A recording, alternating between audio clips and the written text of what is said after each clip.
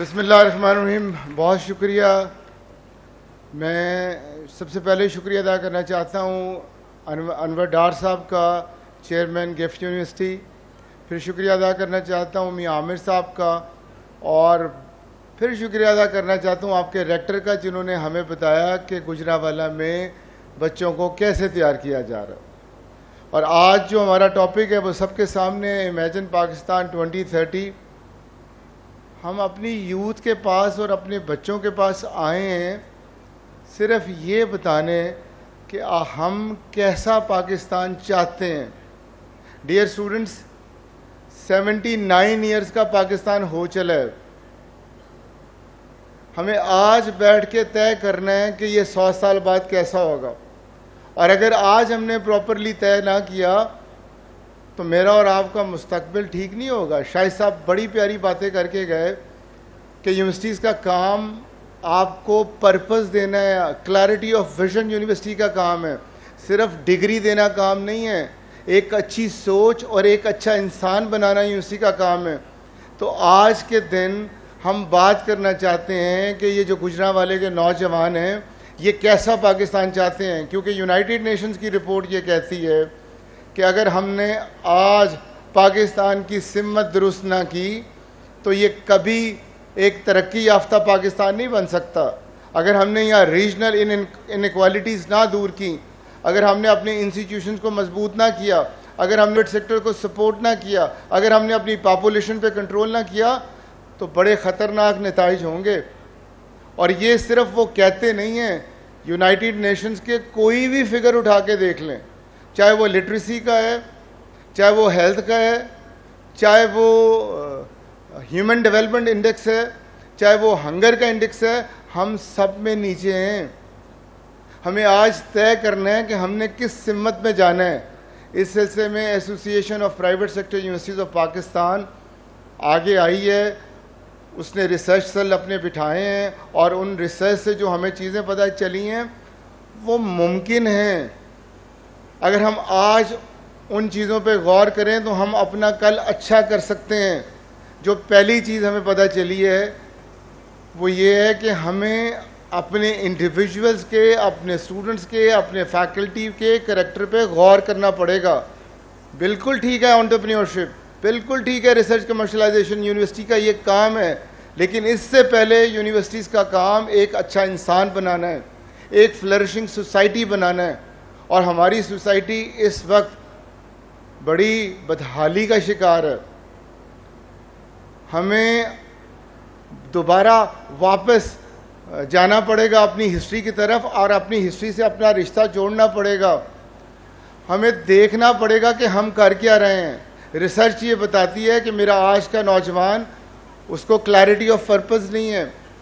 میرے آج کے نوجوان میں وہ محنت کی عادت نہیں ہے. میرا نوجوان راتوں رات امیر بننا چاہتا ہے. میرے نوجوان میں وہ رسپانسبلٹی اور ڈسپلن کی کمی ہے. اور مزید اگر ڈگ ڈاؤن کریں تو پتہ چلتا ہے یہ کمیاں اس لیے ہے کہ شاید ہماری فیکلٹی کو اتنی کلیئرٹی نہیں ہے کہ ہم کل کیسا چاہتے ہیں. شاید ہماری فیکلٹی کو ویل پریپیئرڈ اور ہونا ہے, شاید ہماری فیکلٹی کو رسپانسبل اور ہونا ہے, شاید ہماری فیکلٹی کو ایمپتھک اور ہونا ہے, شاید ہماری فیکلٹی کو کمپیشنیٹ اور ہونا ہے, شاید ہماری فیکلٹی کو ہمبل اور ہونا ہے, شاید ہماری فیکلٹی کو ہر نیا نالج سیکھنے کے لیے ریڈی ہونا ہے. جب ہم اپنی کریکٹر کی بات کرتے ہیں تو کریکٹر کے لیے رول ماڈل چاہیے. ایپسپ نے, ڈار صاحب, اس پہ بھی ریسرچ کی اور رول ماڈل ڈھونڈے.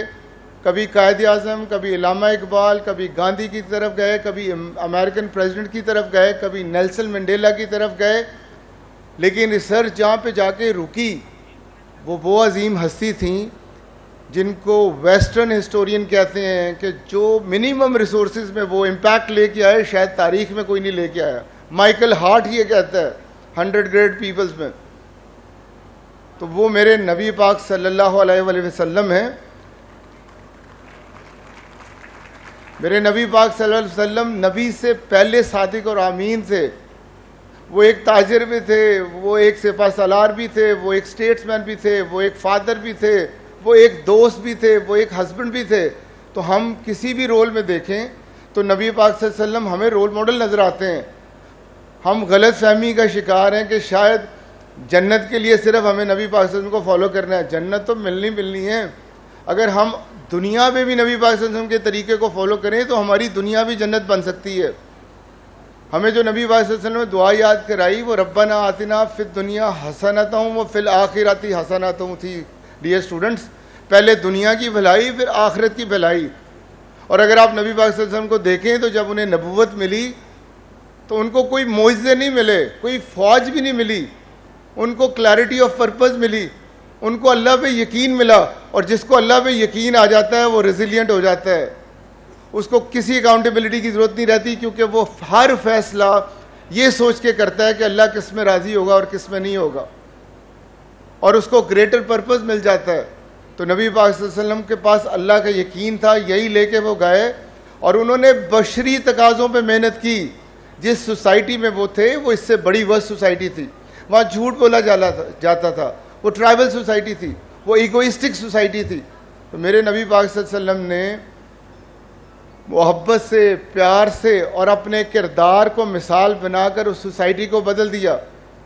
اب سب کی خوش قسمتی ہے کہ ہمارے ریسرچرز نے پروفیٹک لیڈرشپ ماڈل ایکسپلور کر لیا ہے, ڈسکور کر لیا ہے. اور وہ لیڈرشپ ماڈل, میں خود لیڈرشپ کا طالب علم ہوں, وہ اس دنیا میں جو ہزاروں ماڈل آئے ہیں اس سے بہت بہتر ہے. وہ کسی ایک نیشن کے لیے نہیں ہے, وہ کسی ایک وقت کے لیے نہیں ہے, وہ کسی ایک ریلیجن کے لیے نہیں ہے. وہ تب بھی ویلڈ تھا, وہ آج بھی ویلڈ ہے. وہ اکراس ریلیجن ہے, وہ اکراس جغرافی ہے, وہ اکراس ٹائم ہے. اور وہ پروفیٹک لیڈرشپ ماڈل نبی پاک صلی اللہ علیہ وسلم کی ان 12 ایٹریبیوٹس پہ مشتمل ہے کہ کس طرح ان سائڈ آؤٹ اپروچ کے تحت وہ چینج لے کے آئے. انہوں نے لوگوں کو پہلے نہیں کہا, پہلے اپنے اندر تبدیلی لے کے آئے. وہ پہلے صادق اور امین تھے, ان کا یقین اللہ پہ سب سے زیادہ تھا, وہ رسپانسبل تھے, وہ شکر گزاری کرتے تھے, وہ مشکل میں صبر کرتے تھے, وہ ہر کسی کی بات سنتے تھے, وہ کمپیشنیٹ تھے, وہ ہمبل تھے, وہ پولائٹ تھے. اور جو سوسائٹی انہوں نے بنیاد رکھی, کیا بات ہے. تو سب سے پہلے وہ پروفیٹک لیڈرشپ ماڈل کہتا ہے کہ اپنے اندر تبدیلی لے کے آئیں, پھر اپنے دوستوں کے اندر لے کے آئیں, پھر سوسائٹی میں آئے گی تبدیلی. اور تبلیغ نہیں, انسپائر, تلقین. آپ خود چینج ہو, لوگ آپ کے ساتھ ساتھ چینج ہوں گے. تو آج اس امیجن پاکستان کے توسط سے آپ سے درخواست کرنے آئے ہیں کہ یہ انٹرپرینیورشپ, یہ ریسرچ کمرشلائزیشن, یہ سب آئسنگ آن دا کیک ہے. کیک کی فاؤنڈیشن اگر آپ اندر سے دیکھیں تو ہمیں کریکٹر چاہیے, ہمیں ایک اسٹرانگ کریکٹر چاہیے. ہمارے اسٹوڈنٹس اور فیکلٹی کو نبی پاک صلی اللہ علیہ وسلم کے راستے پہ چلنا ہے, ان کو اللہ پہ یقین رکھنا ہے, ان کو آنیسٹ ہونا ہے, انہیں رسپانسبل ہونا ہے, انہیں ایموشنلی انٹیلیجنٹ ہونا ہے, انہیں شکر گزار ہونا ہے, انہیں کمپیشنیٹ ہونا ہے, انہیں ہمبل ہونا ہے. تو وعدہ کرتے ہیں سارے ہوں گے, وعدہ کرتے ہیں سارے نبی پاک صلی اللہ علیہ وسلم کا کریکٹر اپنائیں گے. بہت شکریہ. یہ تو انڈیویجول لیول کی اپروچ تھی. میرے ساتھ میاں عامر صاحب تشریف رکھتے ہیں. ابھی میاں عامر صاحب کا تعارف میں نہیں سمجھتا مکمل کیا ہے. میں ہمیشہ ہر جگہ جا کے میاں صاحب کی بات کرتا ہوں. جو قوم اپنے ہیروز نہیں نہ بناتی وہ کبھی آگے نہیں بڑھتی. میں ویسٹ کا بڑا گرویدہ ہوں. وہ اپنے پوسٹ مین پیٹ کو ہیرو بنا دیتے ہیں, وہ اپنے چھوٹے چھوٹے ہیروز کریٹ کرتے ہیں. اور میاں صاحب کا جو کنٹریبیوشن ہے وہ تو مثالی ہے. میاں صاحب نے اس ملک کو 400 کالجز کا تحفہ دیا ہے. میاں صاحب نے اس ملک کو 1000 سکولز کا تحفہ دیا ہے. میاں صاحب نے اس ملک کو 4 یونیورسٹیز دی ہیں اور 6 لاکھ بچہ وہاں پڑھ رہا ہے. تو میں میاں صاحب کو اپنے ہیرو کے طور پر لیتا ہوں. اللہ تعالی ہم سب کو اسی طرح ملک و قوم کی خدمت کرنے کی توفیق عطا فرمائے. آج جو میاں صاحب کو ہم نے یہاں انوائٹ کیا ہے اس کا پرپس یہ ہے کہ انڈیویجول سطح پہ تو ہم اپنا کریکٹر ٹھیک کر لیں گے, لیکن ملکی سطح پہ بھی ہمیں انیبلنگ انوائرمنٹ کریٹ کرنا ہے.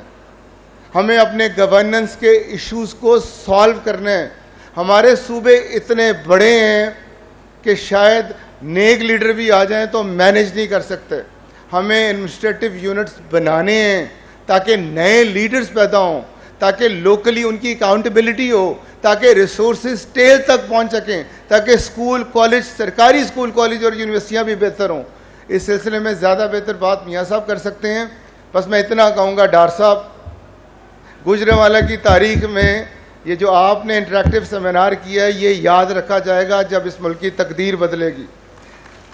گوجرانوالہ میں، سیالکوٹ میں، گجرات میں بڑا پوٹینشیل ہے، یہ یورپ سے آگے جا سکتے ہیں. افسوس ان کی لوکل لیڈرشپ کو آگے آنے کا موقع نہیں ملتا. جس طرح علی گڑھ یونیورسٹی میں پاکستان کی بنیاد رکھی تھی، یہ جو اسمالر پروونسز کی بنیاد گوجرانوالہ میں آپ کی یونیورسٹی سے رکھی گئی ہے، ایک وقت آئے گا کہ لوگ آپ کو یاد کریں گے اپنے محسن کے طور پر. Thank you very much.